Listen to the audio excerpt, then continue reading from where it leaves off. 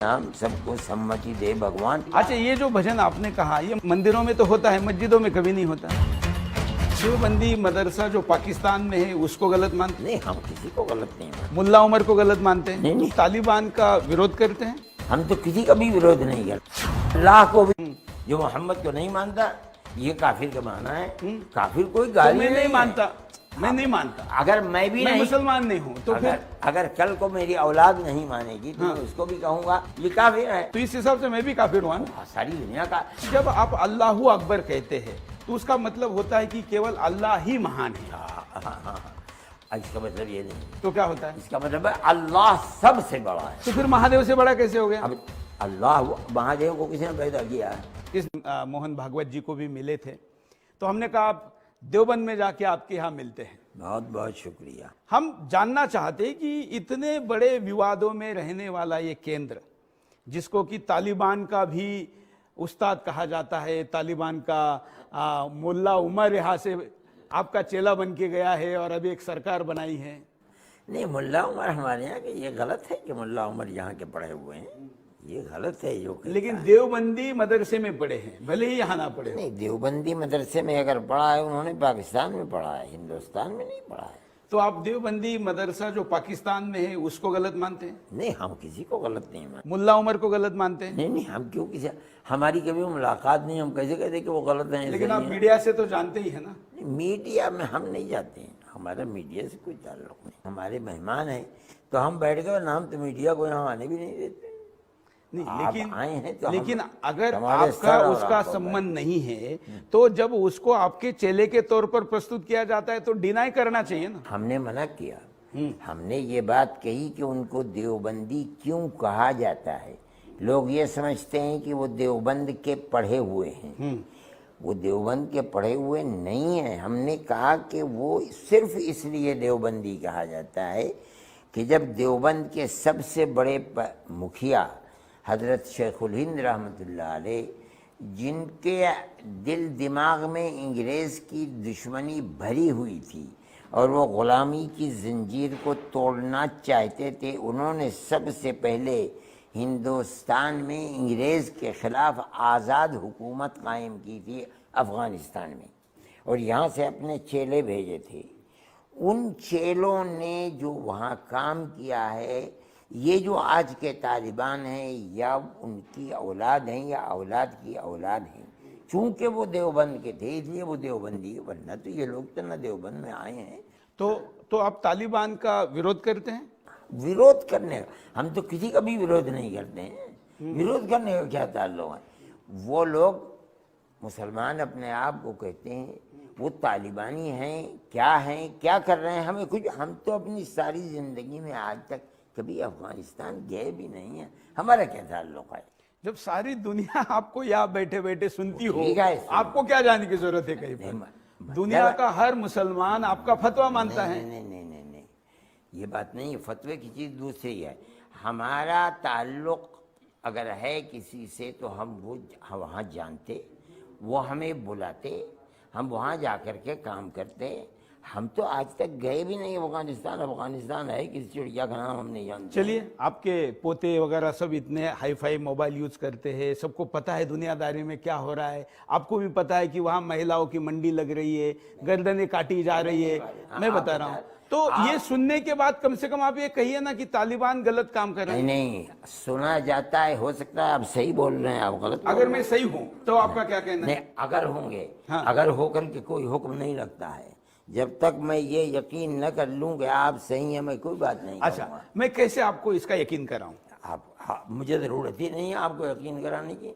मेरा ये मोबाइल है, इस मोबाइल के अंदर कोई व्हाट्सएप नहीं है, मैं दुनिया की कोई खबर नहीं सुनता हूँ। आप मुझे फ़ोन करेंगे, आप मेरे भाई की तरह हैं, आपकी फ़ोन को ले लूँगा। मुझे ज़रूरत होगी आपकी, मैं इसके सिवा दुनिया की किसी चीज़ को नहीं जानता हूँ। मेरा क्या ताल्लुक़ है? मैं किसी आदमी से बहस नहीं करता हूँ। तालिबान के यहाँ ये बहस नहीं है, ये चर्चा है ना, हम कोई बहस नहीं कर रहे। चर्चा तो आजकल मोबाइल के ऊपर इतनी गलत चर्चा है, ये तो झूठ का पुलंदा है इसके अंदर।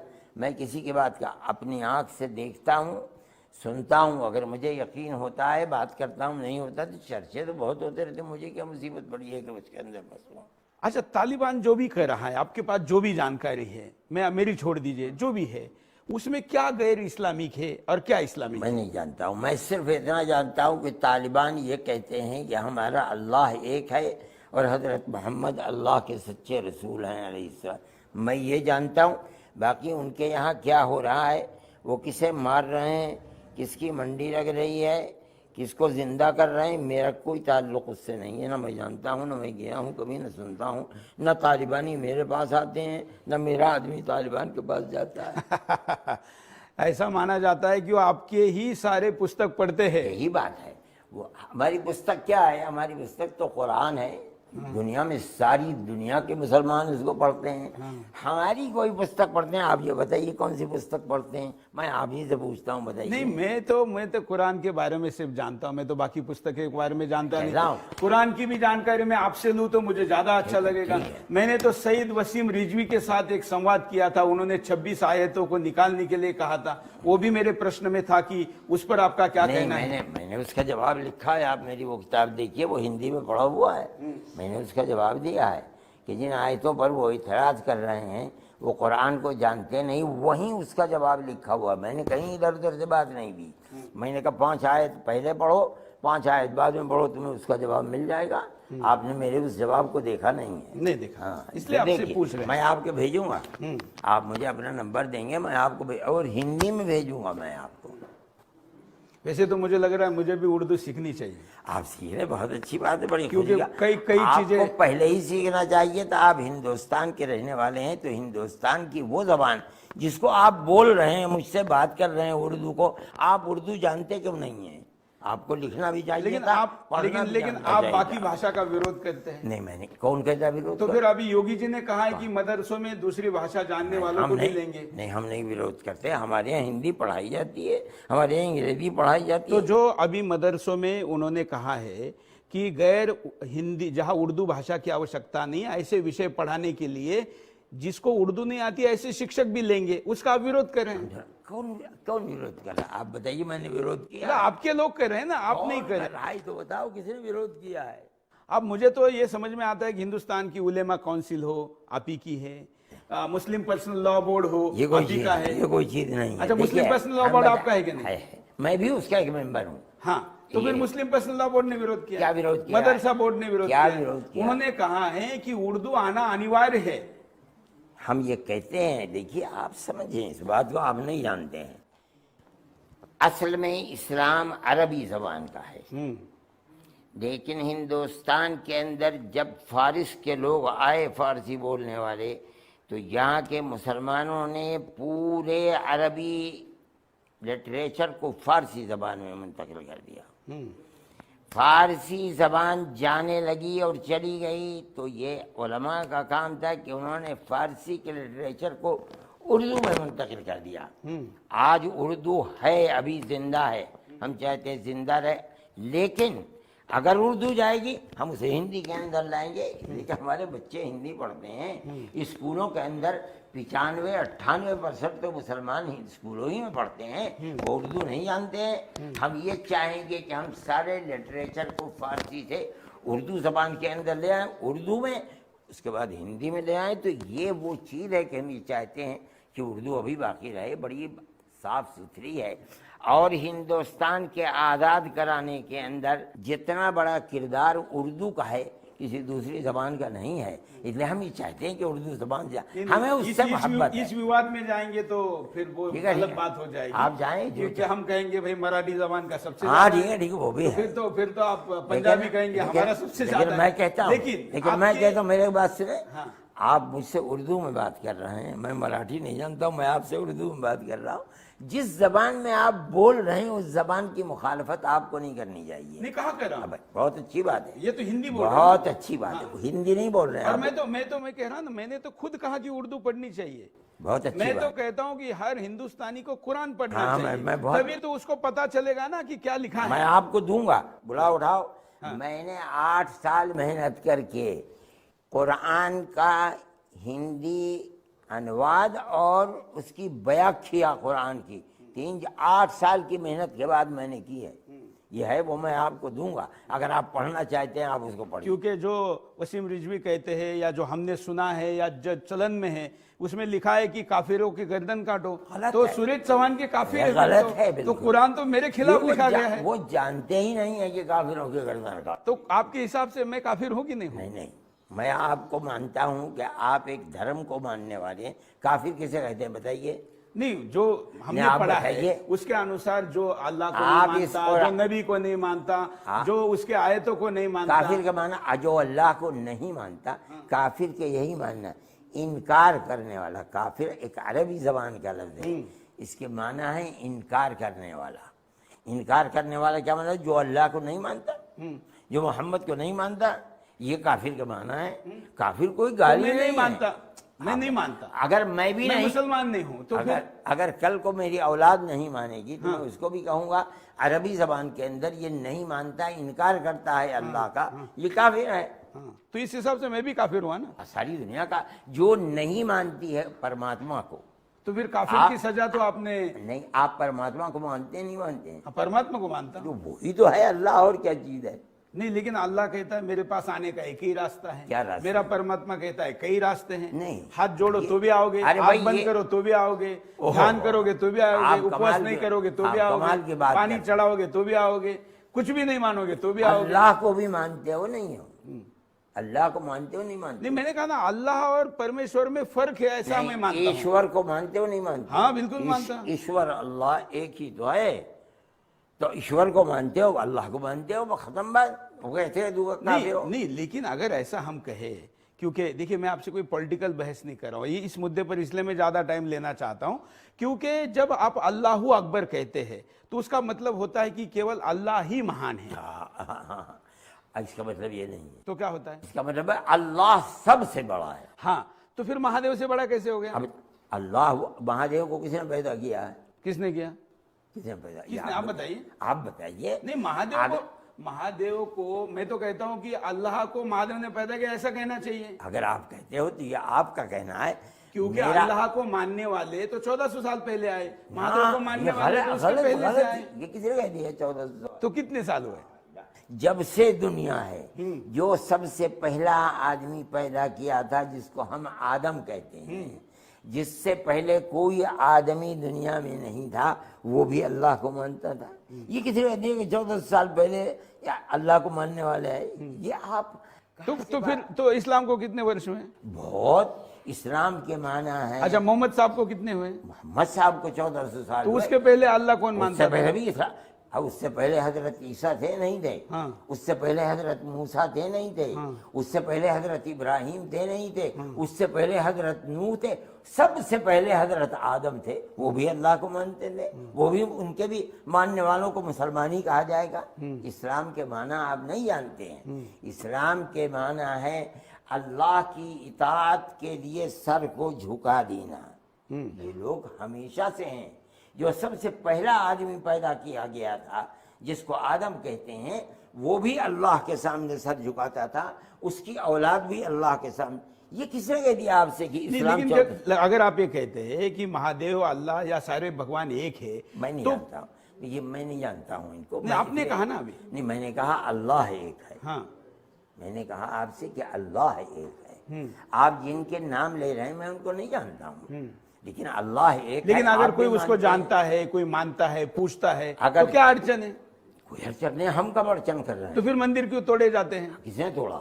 औरंगजेब ने तोड़ा और भी लोगों ने तोड़ा। देखो ना, औरंगजेब ने जो किया वो औरंगजेब के साथ चला गया। हाँ। आप मुझसे बात कर रहे हैं, मुझे बताइए मैंने कौन से मंदिर क्योंकि आपके अनुयायी औरंगजेब के खिलाफ बोलने पे हमारे खिलाफ हो जाते हैं। अल्लाह, क्या बात कर रहे हो यार, अजीब गरीब बात है। आप क्या गुफ्तगू कर, जो चीज 400 साल पहले हो चुकी है, आज आप मुझसे उसको कहते हैं कि मैं मुजरिम हूं। मैं कैसे मुजरिम हूँ? नहीं, मैं कहाँ कह रहा हूँ मुजरिम है। मैंने तो नहीं कहा आपको मुजरिम। कहता देखिए, हूं, मुझे अच्छा मैं- लगा कि मैं- आप बहुत हंसी के साथ अच्छे मूड में जवाब दे रहे हैं, है ना, मैं ये कह- मुझे अच्छा लगा, मैं कह- इसलिए मैं पूछ रहा मैं हूँ। कह रहा हूं- अन्यथा मुसलमान नेता संवाद नहीं करते और डायरेक्ट इस्लाम खतरे में कह के गुंडाई करने लग जाते हैं, ये गलत है। मुझे बहुत अच्छा लगा कि आप एकदम मतलब खुशी खुशी उसके उत्तर दे रहे हैं, क्योंकि अगर आप ही उत्तर आपके बारे में नहीं देंगे तो फिर भ्रम तो कायम रहेगा। मेरे भाई, मैं कभी नहीं आपसे कह रहा हूँ कि इस्लाम खतरे में है। इस्लाम कौन कहता है? दूसरे लोगों की बात आप मेरे सर के ऊपर डाल रहे हैं। नहीं, क्योंकि सबके गुरु आप है ना। मैं नहीं गुरु हूँ, ये किसने कह दिया? मैं अच्छा, गुरु इस्लाम में तो नहीं होता, मैं तो नहीं लेकिन गुरु हूँ। लेकिन प्रिंसिपल है इस मदरसे के आप, जो उनका सबसे बड़ा है। मैं ठीक है, मदरसे में 5,000 लड़के पढ़ते हैं और हमारी बहुत सी दरसगाहें हैं, मैं हूँ, ये सही है आपकी बात। लेकिन मैं इस मदरसे में क्या पढ़ाया जा रहा है वो मैं आपको बताऊंगा। इसमें भाईचारगी पढ़ाई जा रही है। आप जो मालूमात लेकर के आए हैं लोगों से, वो गलत हैं, नहीं जानते। अच्छा, ये बहुत अच्छी बात है कि नहीं, कि मैं आपको वो सवाल पूछ रहा हूं जिसके बारे में आपके जवाब से आपका ही दाग धुलने वाला है। ठीक है, मैं आपसे कह रहा हूं कि इस्लाम 1400 साल की चीज नहीं है। इस्लाम तो जब से दुनिया आई है, दुनिया का पहला आदमी आया है, उस वक्त से लेकर आज तक कितने लाख साल गुजरे हैं, इस्लाम अपनी जगह पर है। क्योंकि आप इतना पीछे जा रहे हैं तो, और कुरान को आप फोन करते हैं, तो कुरान में जो प्रकृति की, सृष्टि की या पृथ्वी की निर्मित की जो बात की गई है, आपको ऐसा नहीं लगता कि जैसे बाइबल वालों ने दुरुस्त कर लिया कि पृथ्वी पहले वो चपाती जैसे मानते थे, अब वो भी मानते हैं कि गोल है। इस्लाम अभी भी मानता है कि चपाती जैसी है। अब तो विज्ञान ने साबित कर दिया गोल है, तो फिर गोल है कहने में क्या दिक्कत है? हमें कोई दिक्कत नहीं, हम तो कहते हैं गोल है। कुरान ने कहा कि चपाती जैसी है? किसने सपाट है बोला ना? किसने कह दिया? सपाट है बोला। नहीं, कोई भी नहीं कहता है। आप पहले व्यक्ति है जो मुझे ये बात कह रहे, बाकी तो सारे लोग कहते हैं। कभी किसी आलिम से मिले ही नहीं है, इसका मतलब ये नहीं, ऐसा मत कहिए। वो बड़े बड़े आलिम हैं, उनकी नौकरी चली जाएगी, आप ऐसा कहेंगे? नौकरी करने वालों से आप मिले, मैं नौकरी करने वाला नहीं हूँ। मुझसे आप मिलते तो मैं आपको बताता। जो कह रहा है वो तो अपनी बात कह रहा है। अच्छा, मुद्दे पे आते, जो आपने कहा अल्लाह अकबर, क्योंकि हमें इस पे आपत्ति है जब ये कहा जाता है कि अल्लाह ही सर्वश्रेष्ठ है, तो हमारा कहना है बाकी भी सर्वश्रेष्ठ है, उनको क्या? ये गलत है। इसका तर्जुमा है अल्लाह सबसे बड़ा है, जिसने सारे जहान को, दुनिया को, आसमान को, जमीनों को, सबको उसी ने पैदा किया है। उस आसमान जमीन और जो कुछ आसमान और जमीनों के अंदर सब उस अल्लाह ने। आप उसको ईश्वर कहते हैं, मैं उसको अल्लाह कहता हूँ। वो सबसे बड़ा है। लेकिन अल्लाह कहता है कि मेरे पास आने का रास्ता एक ही है। ये छोड़ तो गड़बड़ है ना फिर? ये छोड़ दीजिए रास्ता। आप अल्लाह के पास जाने का रास्ता क्या है और कितने हैं और किधर से जाएगा, वो दूसरी चीज है। सवाल ये है कि अल्लाह सबसे बड़ा है। गड़बड़ इसमें मेरा गड़बड़ और आपका कोई अंतर है? हाँ, अंतर है। अभी भी मैं समाधानी नहीं हूँ। ठीक है, अभी भी मैं समाधानी ठीक है, क्योंकि मैं ये मानता हूँ कि ईश्वर के पास जाने के रास्ते कई है। ओफो भाई, रास्ते अलग चीज है, ईश्वर है नहीं है। वो सबसे बड़ा है या नहीं है? क्योंकि क्या हुआ, दुनिया भर के कट्टरपंथियों ने अभी तक दुनिया के सामने जो अल्लाह रखा है, वो अल्लाह को अभी मैं कन्विंस नहीं हूं ना, तो आप मुझे कन्विंस करिए। मैं कह रहा हूं कि आप भी ईश्वर को एक मानते हो और ऐसा मानते हो कि उसकी कोई सूरत नहीं है, वो सदैव से है, सदैव रहने वाला नहीं, मैं दोनों चीजें मानता हूं। मैं मानता हूं कि वो निराकार भी है, आकार भी है। मेरे लिए दोनों चीजें का स्वागत है। मैं जिस दिन, छोड़ दीजिए ये झगड़े की बात है, मैं जिस दिन, नहीं, इसी से गड़बड़ होती है ना। होता क्या है कि मैं जिस दिन, देखिए, मैं जिस दिन को मानता हूं उसके अंदर अल्लाह एक है। कोई दूसरा क्या मानता है, मैं उसको मानने दीजिए। क्योंकि कुरान में एक जगह कहा है कि आपका दिन आपके लिए, हमारा दिन हमारे लिए। जब ऐसा कहा जाता है तो फिर दूसरे के दीनी मस्जिदें, मंदिरें और वो तोड़ने की जरूरत क्या है? जो तोड़ता है उससे जाकर के पूछो, हमसे क्या? हमें ये बताओ। आप उसके खिलाफ बोलिए ना। हाँ, हमें ये बताओ, अगर कोई मंदिर को बिलावजा तोड़ता है, कोई खामखा किसी मंदिर में, गुरुद्वारे में घुस करके तोड़, हम उसके मुखालिफ हैं। इससे अमन और शांति। अभी जो बांग्लादेश में हो रहा है, हिंदुओं को दुर्गा पूजा के पेंडलों को तोड़ा जा रहा है। अगर मुझसे एक साहब आए थे, वो कहते थे कि उन्होंने कुरान को नीचे रखा, उसके ऊपर मूर्ति रख दी। नहीं, वो झूठ है ना। अगर झूठ है, बहुत अच्छी बात है। हो रहा है, गलत है, हम कब कहते हैं? हमारा कोई बयान बताइएगा, हम कहते हैं कि वहां जो हो रहा है सही हो रहा है। आप बता सकते हैं कोई? नहीं, लेकिन जिस प्रकार से ये बात हो रही, उसका विरोध भी नहीं हो रहा है ना। हमसे कोई पूछता नहीं। देखिए, जहां कहीं अमन भंग होने की बात होती है और मुसलमान दूसरे से लड़ता है बिना किसी कारण के, हम उसके विरोधी हैं। हम कहते हैं अच्छा, दुनिया में हम अगर वहां कुरान रखा और उसके कारण ये हुआ ऐसा आप मानते हैं, तो जिन मुसलमानों ने फिर हिंदुओं की मूर्तियां तोड़ी उनको भी वही सजा होनी चाहिए। हम कहते हैं कि मत तोड़ो, हम तो कहते हैं कि मत तोड़ो। लेकिन जब तोड़ते हैं तो उनको सजा किस आधार पे देंगे आप? मैं नहीं इस्लाम के जानता हूं आधार क्या- पे, कुरान के आधार पे? आप बांग्लादेश में दे रहे हैं नहीं दे रहे, मुझसे जो पूछते हो बाबा, मैं क्या जानूं बांग्लादेश में क्या हो रहा है। वो तो आप जो बोलेंगे वो सुनेंगे, ये वीडियो क्लिप वहां जाएंगी, वो लोग आपको फॉलो करेंगे। मैं तो बोल रहा हूं, बगैर किसी कारण के किसी दूसरे मजहब वाले को कष्ट देना, तकलीफ देना, मारना इस्लाम धर्म में जायज नहीं है। मैं कह रहा हूं, सारी दुनिया सुन रही अच्छा, है इसको। तो अगर ऐसा है तो फिर गजवा हिंद बनाने की जरूरत क्या है? मैं नहीं जानता हूं यार, गज़वे हिंद किसने कहा है और कहाँ से कहा है। अब मैं बात तुमसे आपसे देखिए, आपके दादा ने तो पाकिस्तान बनने का विरोध किया। मेरे दादा नहीं, मेरे वालिद। हाँ, आपके पिताजी ने हाँ। पिताजी कहना चलेगा या वालिद ही कहना पड़ेगा? नहीं ठीक है पिताजी। तो पिताजी ने पाकिस्तान का विरोध किया, हम उसका समर्थन करते, और महमूद मदनी जी हमारे एक इंटरव्यू में आए थे, हमने उसमें भी इसका उल्लेख किया था, दर्शकों को बताया था, ये उनके शायद उनके चाचा, हाँ, उनके दादा। हाँ। तो आपके पिताजी ने विरोध किया, बहुत अच्छी बात है। लेकिन देवबंद, उसके मुखिया आज ये क्यों नहीं कहते कि जो लोग कह रहे हैं कि हिंदुस्तान को गजवा हिंद बनाना है, उसका विरोध करो? गज़वा हिंद है कहाँ? आपने क्या सुना? हिंदुस्तान को पाकिस्तान बनाना, इस्लामी देश बनाना है, मतलब गजवा हिंद। बहुत अजीब बात है ना, आप जानते हैं ना आप। अच्छा, ऐसी बात मैं बोलने वाला पहला व्यक्ति तो नहीं मिला आपको? मुझे नहीं मिला। आज तक आपको गजवा हिंद शब्द सुना ही नहीं गज़वा दिया। हिंद है क्या? मतलब हिंदुस्तान को मुस्लिमिस्तान बनाना है? ये गलत है जो आप समझते हैं हिंदुस्तान को पाकिस्तान बनाना, ये गज़वा हिंद है, ये गलत है। मैं कह रहा हूं आपसे, गलत है। क्या होता है, इसका प्रॉपर विरोध न होने के कारण लोग ऐसा कहते हैं कि आपके वालिद ने तो पाकिस्तान का विरोध किया, और आपने पाकिस्तान तो विरोध किया, पाकिस्तान बन गया। अब यहाँ जो बचे हैं उनको आप बचा रहे हो, और फिर यहाँ पाकिस्तान तैयार हो रहा है।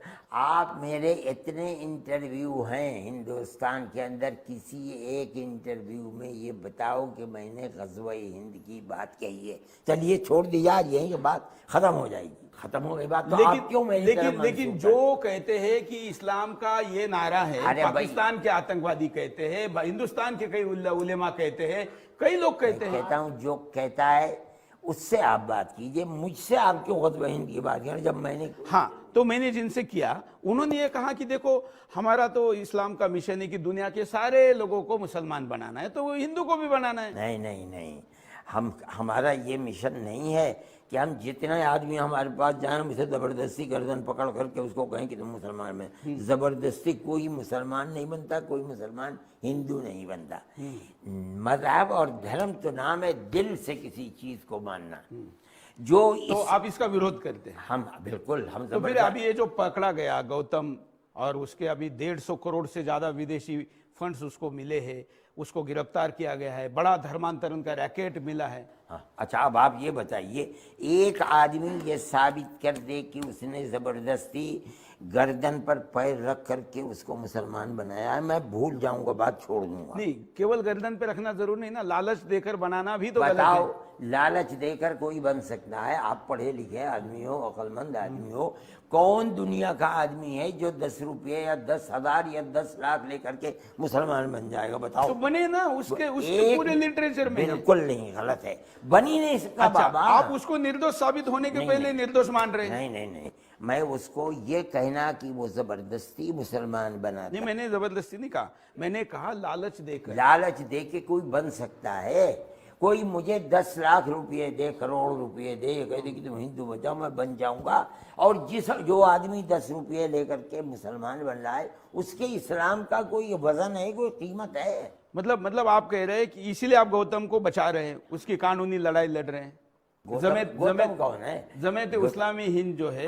मैं इसलिए लड़ रहा हूँ कि आप गलत कह रहे हो कि इन्होंने जबरदस्ती किसी को मुसलमान बनाया। तो फिर सरकार, सारी एजेंसियां, सब लोग गलत बोल रहे हैं। मैं कहता हूँ जो कहता है कि जबरदस्ती बनाया वो गलत कहता है। नहीं, मैं कह रहा हूँ केवल कानून ये कहता है, केवल जबरदस्ती नहीं।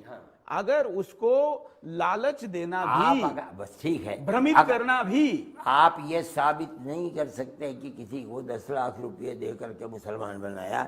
मेरी जानकारी में ये बात नहीं है। मैं जानता हूँ गौतम मेरे पास कभी कभी आया करते थे। गौतम के पास क्या ताकत है कि किसी को 10 लाख रुपए दे करके मुसलमान बना लेगा? 150 करोड़ रुपए की लिंक निकली है, 150 करोड़। क्या निकली है और क्या नहीं निकली मैं नहीं जानता हूँ।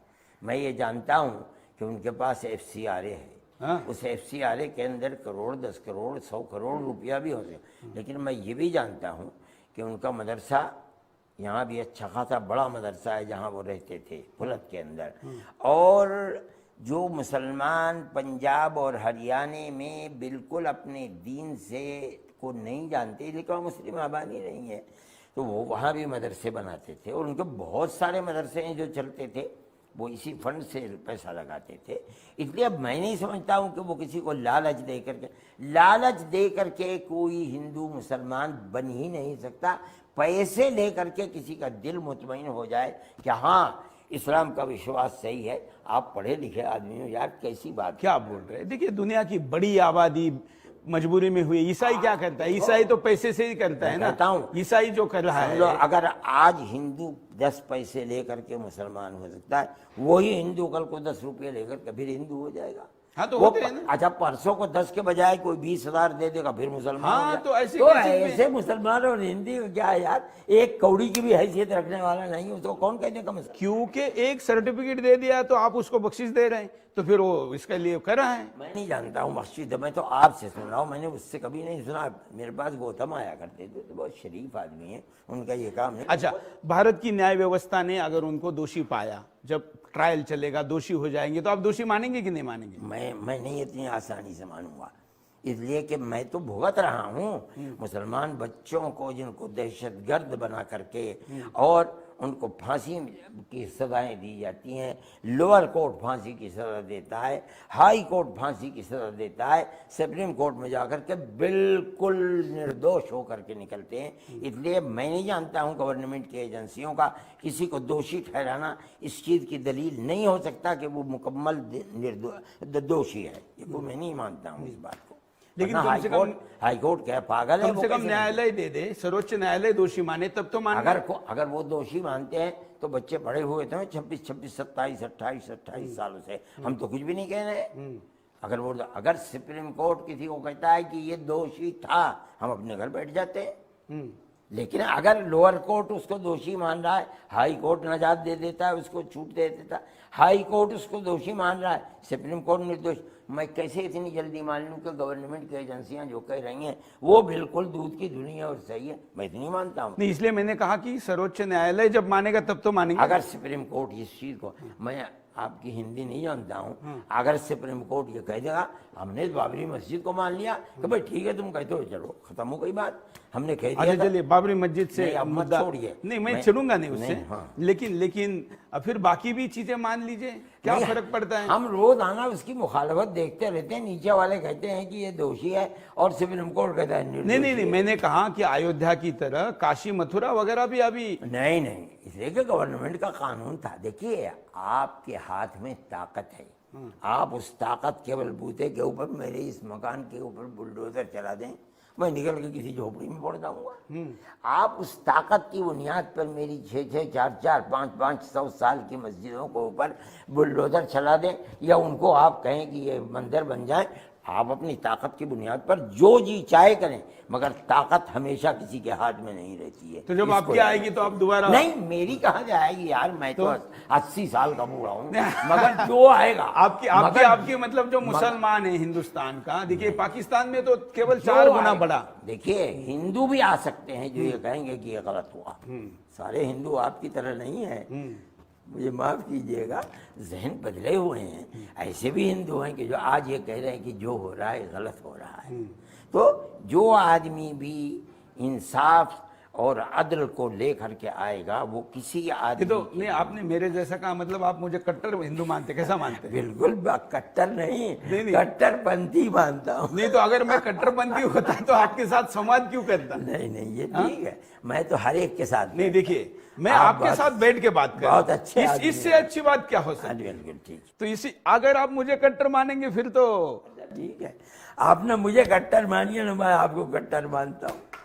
नहीं, मेरा मुद्दा आपके हाथ से होने वाले गुनाह पर नहीं है। मैंने नहीं कहा कि कोई आपने अपराध किया है, मैं कह रहा हूं आपकी सीख के द्वारा जो लोग अपराध करें उनका क्या, इस पर मेरे आपत्ति। नहीं नहीं, हम किसी के अपराध की तायीद करने वाले नहीं हैं। हम जुल्म को जुल्म समझते हैं, चाहे हमारी औलाद क्यों ना हो।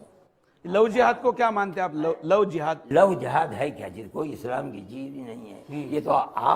ये तो आज के लोगों ने पैदा कर दिया। लव जिहाद कभी कुरान में, हदीस में, आज से 100 साल पहले। जो गैर मुसलमान है उनकी लड़कियों को शादी करना, अब उसको शब्द दे दिया लव जिहाद। ये तो आपने दिया है, हमने तो नहीं दिया।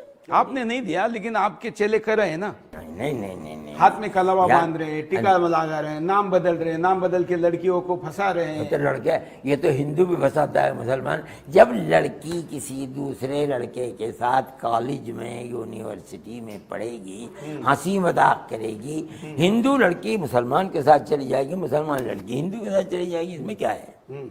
ये तो होता ही है। तो इसको आप लव जिहाद कैसे कहते? नहीं, तो जो मुसलमान लड़की हिंदू के साथ जा रही है उसमें आपको कोई आपत्ति नहीं है? तो हमारा दस्तूर है जो हमने बनवाया है, हिंदुस्तान का जमीयत उलमा ने बनवाया है, हमारे बुजुर्गों ने।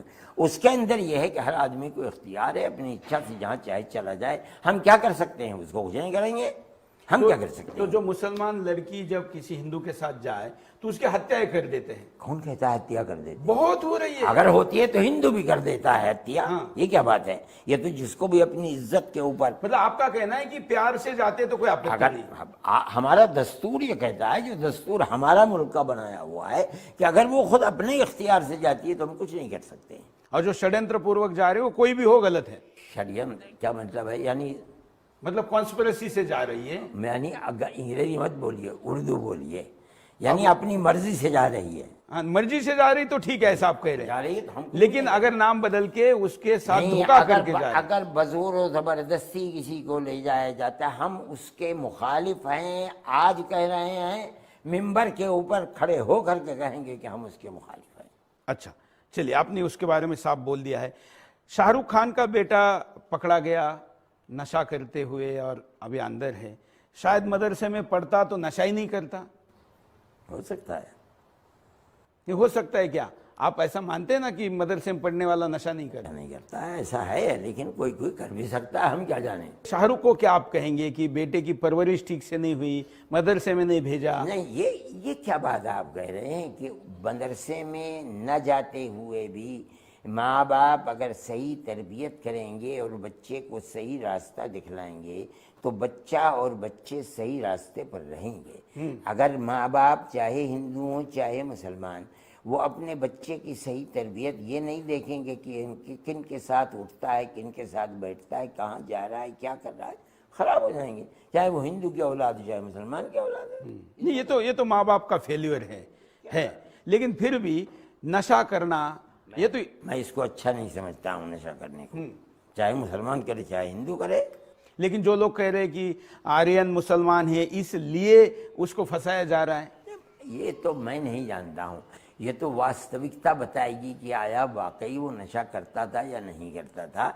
उस पर ये इल्ज़ाम है या वाकई उसने कबूल किया है। ख़त्म हो गई बात, तो करे वो। हम किसी नशा करने वाले के लिए कोई उसकी